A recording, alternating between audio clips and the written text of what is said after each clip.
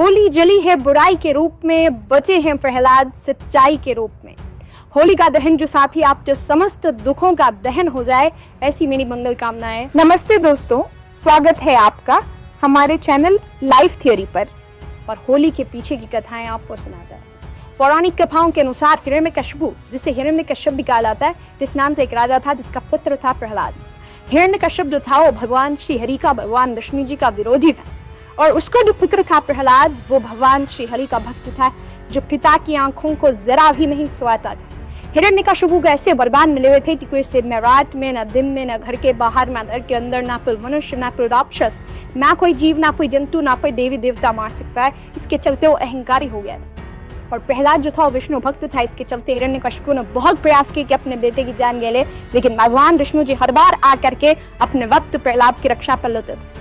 एक बार हिरण्यकश्यप ने अपने पुत्र प्रहलाद की जान लेने के लिए अपनी बहन होलिका को बुलाया, और होलिका को भी ये वरदान मिला हुआ था कि उसे अग्नि नहीं छू सकती, उसके पास में भी वरदान था। तो जब होलिका प्रहलाद को आग से जल की लकड़ियों के घर में लेकर बैठेगी तो प्रहलाद की जान चली जाएगी, ऐसा हिरण्यकश्यप को बोला। लेकिन भगवान श्री हरि, भगवान विष्णु जी की कृपा ऐसी थी कि भक्त प्रहलाद को अग्नि छू भी नहीं पाई, और आग में जो वरदान प्राप्त होलिका बैठी रही थी वो जल करके राख हो गई। इसी दिन से ये त्योहार मनाया जाने लगा जिसे होलिका दहन कहा जाता है। हालांकि जब हिरण्यकश्यप के पापों वाला हरा भर गया तो भगवान श्री विष्णु जी ने नृसिंह अवतार धारण करके, यानी कि सिंह भी वो और नर भी वो, एक ऐसा अवतार धारण किया और न रात में न दिन में बल्कि संख्या ताल में हिरण्यकश्यप का वध कर दिया। छोटी सी कहानी जिसका सार सिखाता है कि बुराई पर अच्छाई की जीत होती ही है। एक और बड़ी प्रसिद्ध कथा है, पौराणिक कथा है, कामदेव की कथा। इस पौराणिक कथा के अनुसार सदियों पहले जब सती जी की मृत्यु हुई तो भगवान शिव जी दुख में डूब गए थे। भगवान भोलेनाथ जी गहरे क्षोभ में थे, जिससे समूचा संसार प्रभावित होने लगा था। और इसके पश्चात सती माता ने माता पार्वती के रूप में जन्म लिया और भगवान शिव जी के मन में प्रेम भाव उत्पन्न करने का प्रयास किया।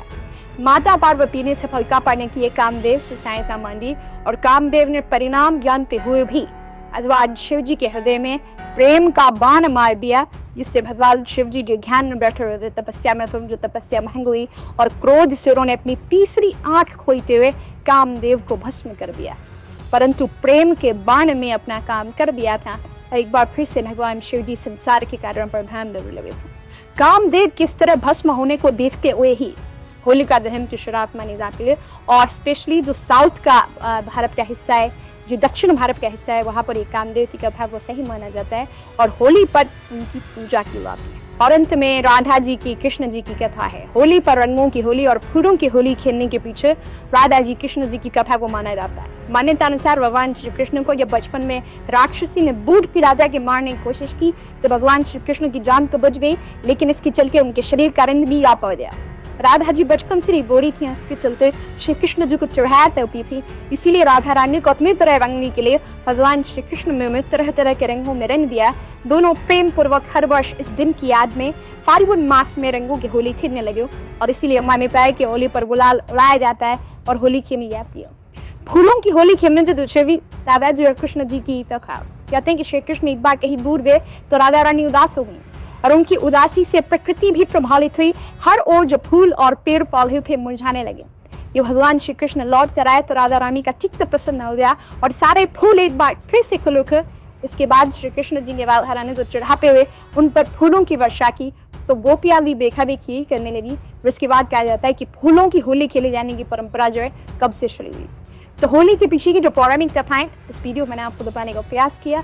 अल्लाह की कृपा सभी भक्तों पर बनी रहे। दोस्तों, कैसी लगी आपको हमारी आज की वीडियो? कमेंट करके ज़रूर बताएं, और अगर वीडियो अच्छी लगी हो तो लाइक करें, और ऐसी ही वीडियो देखने के लिए चैनल को सब्सक्राइब करना ना भूलें।